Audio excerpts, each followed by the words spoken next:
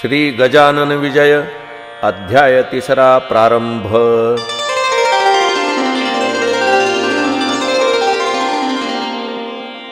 श्री गणेशाय नमः। जय जय सच्चिदानंदा श्रीहरी, कृपा करावी लवकरी, तुम्ही पदनताच्या वरी, कधी न कठोर झालात। तू करुणेचा सागर, तू दीनजनांचे माहेर, तू भक्तासी साचार, कल्पतरू वा चिंतामणी। ऐसा तुझा अगाध महिमा, संत गाती राघवा रामा। दास गणूसी पुरुषोत्तमा, पावा वेळ करू नका। असो बंकटलाला घरी, राहते झाले साक्षात्कारी। दीनदुबळ्यांचे कैवारी, श्री गजानन महाराज। लांब लांबोनी भक्त येती, समर्था ते वंदिती। मधु तेथे माशा जमती, न लगे करणे आमंत्रण। एके दिनी काय झाले, ते आता सांगतो वहिले। महाराज होते बसलेले, निजासनी आनंदात। ती प्रभातीची होती वेळा, प्राची प्रांत ताम्र झाला। पक्षी किलकिलाटाला, करू लागले वृक्षावर। कुक्कुटाचे होती स्वन, मंद शीत वाहे पवन। वृद्ध करीती नामस्मरण, शय्येवरी बैसोनिया। उदयाचली नारायण, येऊ पाहे हर्षे करून। तेणे तमपलायन, करू लागला कंदरीसी। परम भाविक सुवासिनी, रत सडा सम्मार्जनी। वत्स धेनूस पाहोनी, तोडू लागली चऱ्हाटे। ऐशा त्या रम्य वेळेस, एक साधू शेगावास। येता झाला दर्शनास, श्री गजानन साधूंच्या। तो भिकार गोसावी, मानमान्यता त्याची राहावी। कोठोनिया सांगा बरवी, श्रीमंतांच्या मंडळीत। भगवी चिंधी डोक्यास, झोळी वाम बगलेस। होती एक नेसण्यास, फाटकीसी लंगोटी। मृगाजिनाचा गुंडाळा, पाठीवरी होता भला। ऐसा गोसावी बैसला, कोपऱ्यात एकीकडे। दर्शनासी भीड फार, होवो लागली साचार। अशा स्थितीत मिळणार, सवड कशी त्या गोसाव्यास। तो ठाईच बैसोन, करू लागला चिंतन। म्हणे समर्थांचे चरण, दृष्टी पडणे कठीण मला। समर्थांचा लौकिक भला, मी काशीत ऐकला। आवडीने नवस केला, भांग स्वामीस अर्पिण्याचा। तो मम हेतू मनात, जिरून जाया पाहे येथ। या श्रीमान मंडळीत, माझ्या नवसास कोण पुसे। गांजाचे नाव काढिता, लोक मजला देतील लाथा। मी तो आलो फेडण्याकरिता, नवस गांजाचा शेगावी। माझ्या नवसाची ती मात, सांगू तरी कवना प्रत। येथे एकही ना दिसत, प्रेमी या शांभवीचा।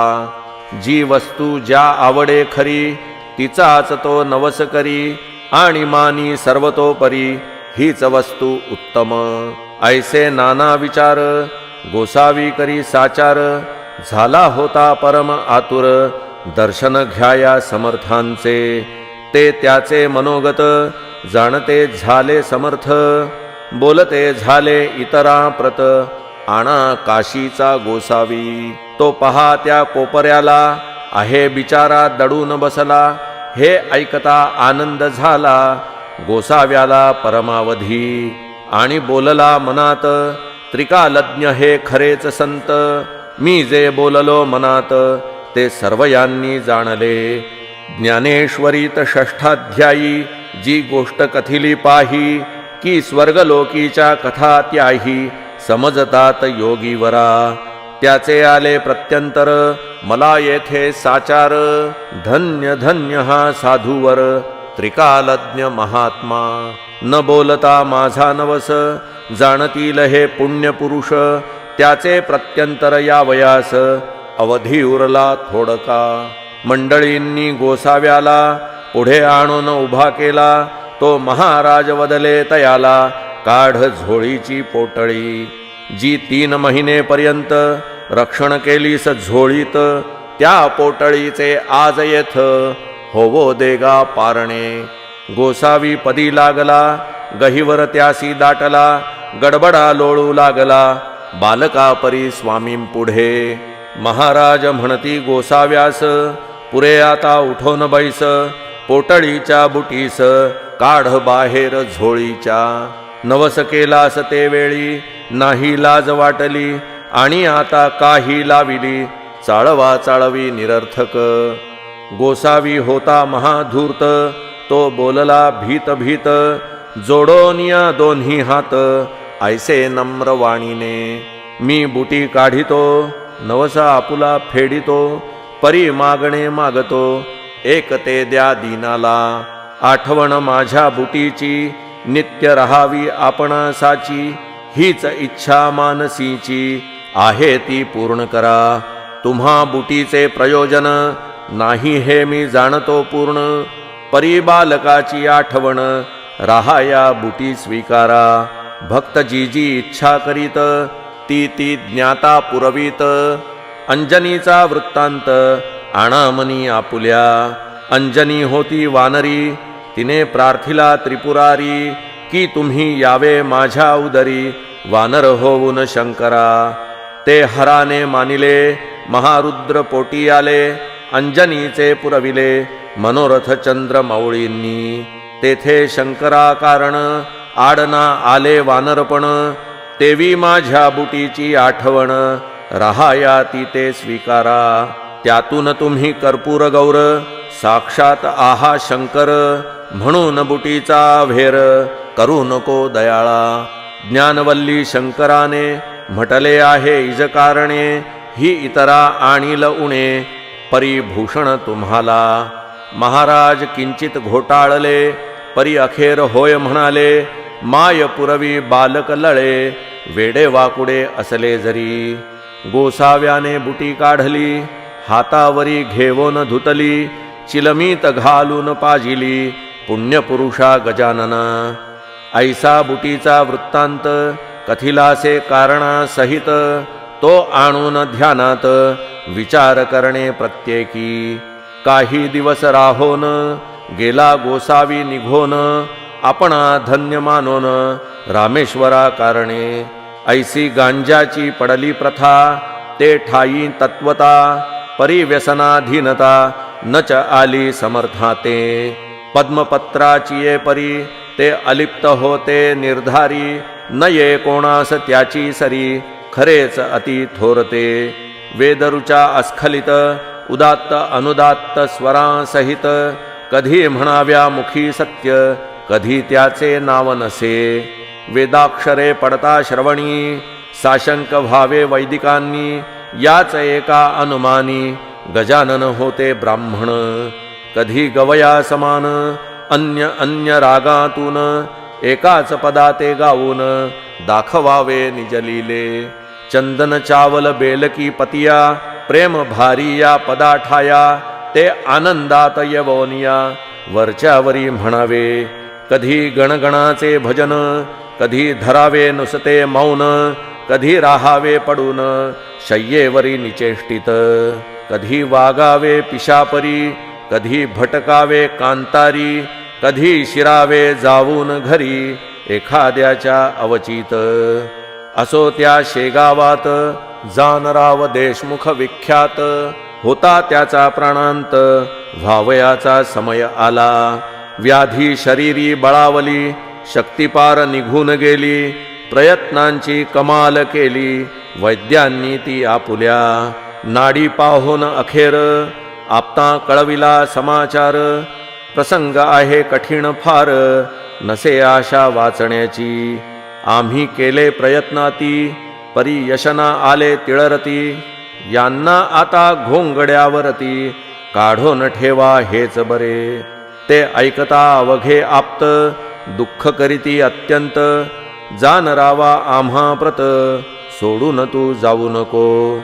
तुझ्या प्रीत्यर्थ नवस केले, नाना दैवता लागी भले, परी न कोणी पावले, हाय हाय रे दुर्दैवा.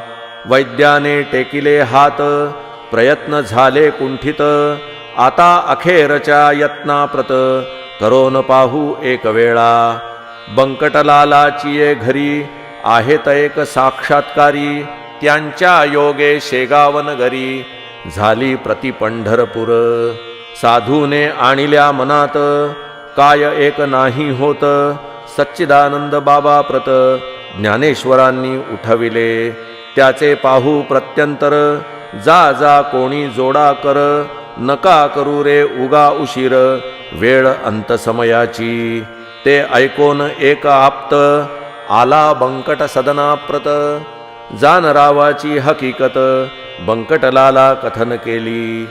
जानराव देशमुखाचा समय अंतकाळाचा आला आहे जवळी साचा. म्हणून आलो तुम्हाकडे महाराजांचे चरणतीर्थ द्या कृपा करोनी मजप्रत. ते तीर्थ नोहे अमृत होईल वाटे जानरावा. बंकटलाल म्हणे त्यावरी ही गोष्ट न माझ्या करी. तुम्ही करावी अत्यादरी विनवणी आमुच्या वडिलाला. जैसे त्याने सुचविले तैसे आपते तात्काळ केले. भवानी रामा विनविले द्याया तीर्थ समर्थांचे. भवानी राम सज्जन होता मनाचा दयाळू पूर्ण. दुसऱ्याचे दुःख ऐकून सज्जनतेच विव्हळ होती. प्याल्यामध्ये भरून पाणी समर्थांच्या लाविले चरणी. आणि केली विनवणी तीर्थ देतो जानरावा. समर्थे तुकविली मान तीर्थ पाजिले नेवून. जानरावा कारण घरघर घशाची बंद झाली. हात हालवू लागला किंचित डोळा उघडिला. उतार पडू लागला तीर्थ प्रभावे देशमुखासी. तो पाहता प्रकार आनंदले नारी नर. सत्पुरुषाचा अधिकार आला कळून सर्वांसी. मग औषधी बंद केली तीर्थी भिस्त ठेविली. ज्या योगे लाभती झाली आरोग्यता जानरावा. 8 दिवसा माझारी जानराव झाला पहिल्या परी. भवानी रामाची ये घरी आला दर्शना समर्थांच्या. पहा संतांचे चरणतीर्थ साधनात झाले अमृत. संतनते साक्षात देव कलियुगाचे. येथे एकाईसी शंका उत्थान पावे सहज देखा. श्री गजानना सारिखा संत होता शेगावी. मग तो तेथे असताना गेले न पाहिजे कोणी जाणा. यमाजी पंताची या सदना परी हाच आहे कुतर्क. संत मृत्यूना टाळीती निसर्गाप्रमाणे वागती. परी संकटाते वारिती आगंतुक असल्यास ते. सच्चिदानंद बाबासी ज्ञानेशे उठविले नेवाशासी. परी ते अखेर आळंदीसी देह ठेविते झाले हो. याचे रहस्य इतुकेची आहे हे गंडांतर टाळीती पाहे. ते टाळणे काहीच नोहे अशक्य संत पुरुषाला. मृत्यूचे 3 प्रकार आहेत जगी साचार. त्यांची नावे क्रमवार देतो तुम्हा कारणे. आध्यात्मिक आधिभौतिक आणि तिसरा तो आधिदैविक. त्या तिघांमाजी बलिष्ठ देख आध्यात्मिक मृत्यू असे. आधिभौतिकाची तयारी कुपथ्याने होते खरी. नाना प्रकारच्या शरीरी व्याधी निर्माण होतात. त्यांचा जोर झाल्यावर मृत्यू येतो अखेर. त्या मृत्यूचा परिहार करिता येतो औषधीने. मात्र औषधी देणारा शास्त्रज्ञ असला पाहिजे पुरा. औषधीचा पसारा आहे अवगत जयासी. ऐसा वैद्य भेटल्यास आधिभौतिकाचा होय नाश. तैसे आधिदैविकास नवससायास घालविती. हे गंडांतर रूपाचे मृत्यू 2 प्रकारचे.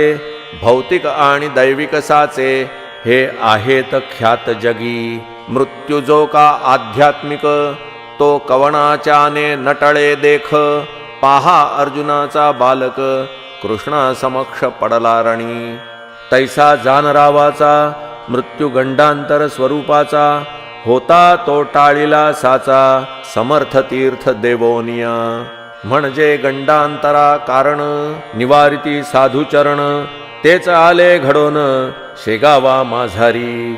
काही मृत्यू नवसांनी टाळिता येती या जनी. परी तो नवस श्रद्धेनी केला पाहिजे विबुध हो.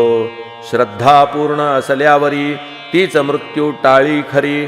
श्रद्धाच अवघ्या माझारी सर्व बाजूंनी श्रेष्ठ असे. चरणतीर्थ साधूंचे तेही टाळी मृत्यूसाचे. वरील दोन प्रकारचे परी तो साधू पाहिजे. साधू असल्या वेशधारी ऐसी न होय गोष्ट खरी. माती न होय कस्तुरी हे ध्यानी असू द्या. षडविकार धुतल्या विना अंगी साधुत्व येईना. आणि साधू विण होईना अघटित कृत्य केव्हाही. म्हणून बहुरूप्या कारण जपणे आहे अवश्य जाण. उगीच पाहून पिवळेपण सोने पितळेस मानू नका. गजानन नवते वेशधारी ते पूर्ण साक्षात्कारी. म्हणून तीर्थाने झाली बरी व्याधी जाण रावाची. देशमुख बरा झाल्यावर भंडारा घातिला थोर. साधू प्रित्यर्थ साचार बंकटलालाची ए घरी. तीर्थे देशमुख बरा झाला परी स्वामींशी पेच पडला. त्यांनी मनासी विचार केला तो ऐका येणे रीती. कडकपणा धरल्या विना ही उपाधी टळेना. स्वार्थ साधू प्रापंचिकांना साधुत्वाची चाड नसे. त्या दिवसापासून आणू लागले अवसान. स्वामी महाराज दयाघन वरपांगी कडक झाले. हा त्यांचा कडकपणा असह्य झाला इतरांना. परी त्यांच्या भक्तांना काही न त्याचे वाटले. जेवी नरसिंह अवतार इतरांसी वाटला क्रूर. परी कयाधूचा कुमार मुळी न भ्याला त्या रूपा. वाघीण इतरा भयंकर परी तिचे जे का असेल पोर. ते तिच्याच अंगावर निर्भयपणे क्रीडा करी. असो आता गोष्ट दुसरी सांगतो मी तुम्हा खरी.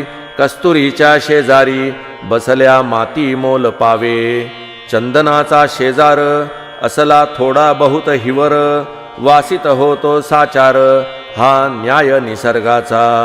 वासित हिवर झालेला चंदन मानिला आपणाला. तरी त्याच्या फजितीला पारावार न राही पुढे. जेथे ऊस निपजतो तेथेच निवडुंग उगवतो. जेथे मोगरा वाढतो तेथेच येतो पिंगुळ.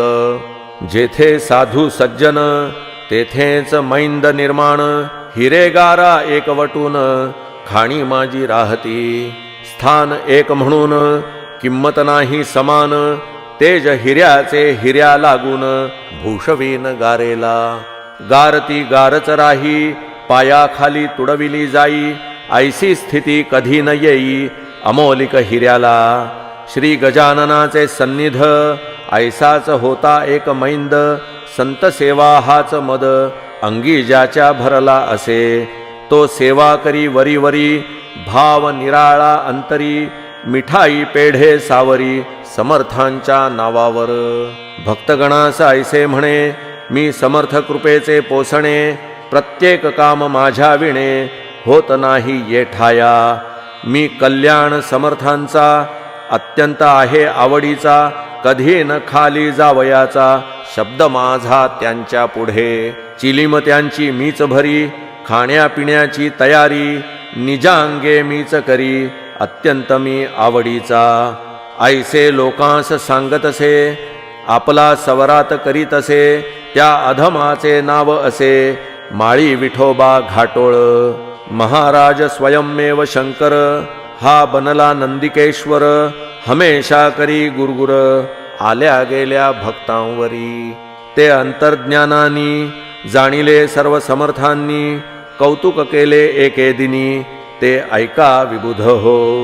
परस्थ काही मंडळी शेगावी दर्शना आली. तो मूर्ती होती निजलेली समर्थांची शय्येवर. हिय्या कुणाचा होईना जागे करण्या समर्थांना.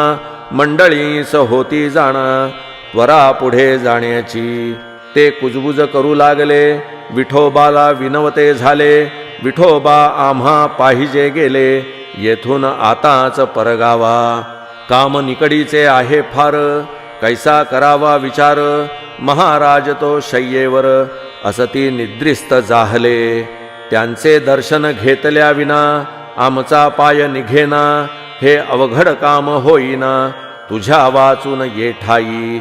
तू समर्थांच्या शिष्यात मुख्य धोरणी महाधूर्त, तुला आम्ही जोडितो हात एवढे काम करावे. ऐसा त्या स्तुतीनी विठोबा फुगून गेला मनी, त्याने जाऊन तत्क्षणी महाराजांसी उठविले. मंडळींचे काम झाले परी संकट ओढवले, घाटोळ विठोबावरी भले कर्म जैसे तैसे फल. समर्थांच्या हाती काठी एक होती भली मोठी, तीच त्यांनी घातली पाठी त्या विठोबा माळ्याच्या. म्हणती बेटा माजून गेला, आपुली स्थिती विसरला, या लुच्च्याने आरंभिला उघड उघड व्यापार की. मला लावितो उपाधी, घंटे आणून बांधितो मठी, घुमारे घाली कधी कधी ऐसा अति नीचहा. त्या घुमाऱ्याचे बक्षीस घे मी तुला देतो खास, तुझवरी केल्या कृपेस होईन प्रभूचा अपराधी. सोमला साखर मानू नये, विषाजवळ करू नये, तस्करासी लेखू नये निजकंठीचा ताईत.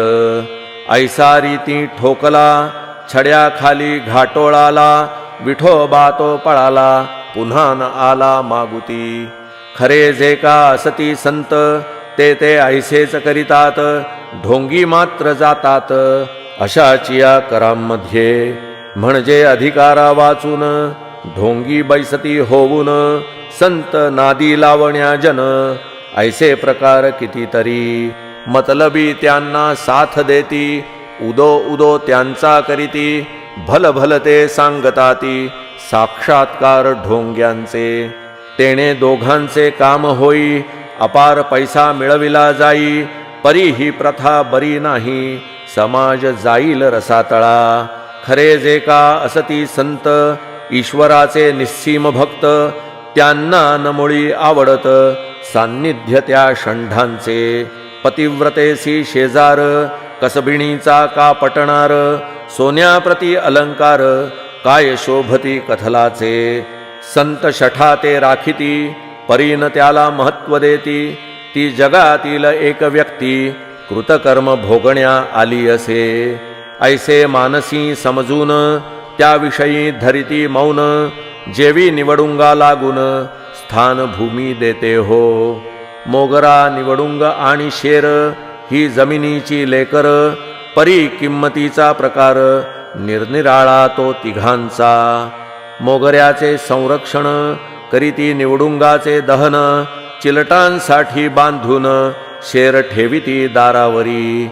तेवी संत भूमीवरी रक्षण अवघ्यांचे करीती जरी, किंमती माझी ठेविती परी गुणांप्रमाणे भेद पाहा. नशीब विठोबा घाटोळाचे अति खडतर होते साचे, पाय लाभून साधूचे दैवे दूर झाले की. जरी तो ना ढोंग करिता तरी योग्यते प्रती चढता, संतांची ती योग्यता त्याने मुळी ना जाणिली. कल्पवृक्षाच्या तळवटी बसून इच्छिली गारगोटी, वा मागितली करवंटी कामधेनू पासून. ऐसे न कोणी करावे संतांपासी राहून बरवे, तेथे विचारा ठेवावे अहर्निशी जागृत. हा दासगणू विरचित श्री गजानन विजय ग्रंथ, तारक होवो भवाब्धीत अवघ्या भाविका कारणे. श्री हरिहरार्पणमस्तु. शुभं भवतु. इति श्री गजानन विजय ग्रंथस्य तृतीयोऽध्यायः समाप्तः. श्री गजाननार्पणमस्तु.